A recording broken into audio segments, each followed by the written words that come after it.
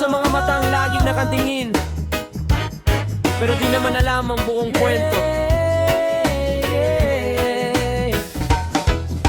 Naglalakad ako sa sarili kong daan, may mga matang nakatitig, tila may hinuhusgan. Hindi alam ang hirap na aking dinaanan, pero parang eksperto sa pagbibigay ng dahilan. Kapag ikaw ay bumagsak, sila'y natutuwa.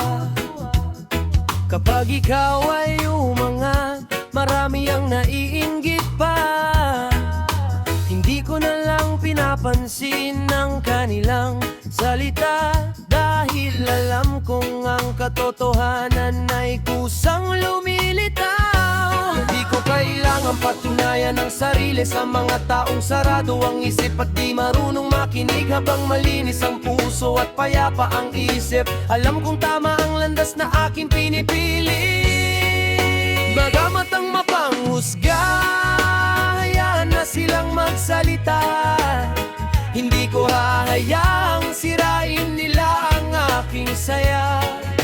Patuloy lang sa buhay, tuloy lang sa laban, dahil ang tunay na halaga ay nasa kabutihan ng kalooban. May ilan na mabilis magbato ng salita na parang hindi rin nagkamali, kahit minsan sa buhay nila nakatingin sa pagkukulang ng kapwa, pero hindi makita ang sarili nilang problemang kaya natutunan kong wag nang magalit, dahil ang galit ay dagdag pasanin sa dibdib. Mas pipiliin kong ngumiti at magpatuloy, habang ang respeto'y patuloy kong iniaalay. Hindi man nila makita ang aking layunin, darating din ang araw na mauunawaan din na ang bawat tao'y may laban na kinakaharap, at hindi dapat husgahan sa isang tingin lamang. Mga matang mapanghusga, laging nakabantay, kahit wala namang alam sa tunay kong buhay. Kung ano ang nakikita, iyon agad ang batayan, pero ang puso ng tao'y hindi nasusukat ng panlabas na anyo lamang. Mga matang mapanghusga, hayaan na silang magsalita. Hindi ko hahayaang sirain nila ang aking saya.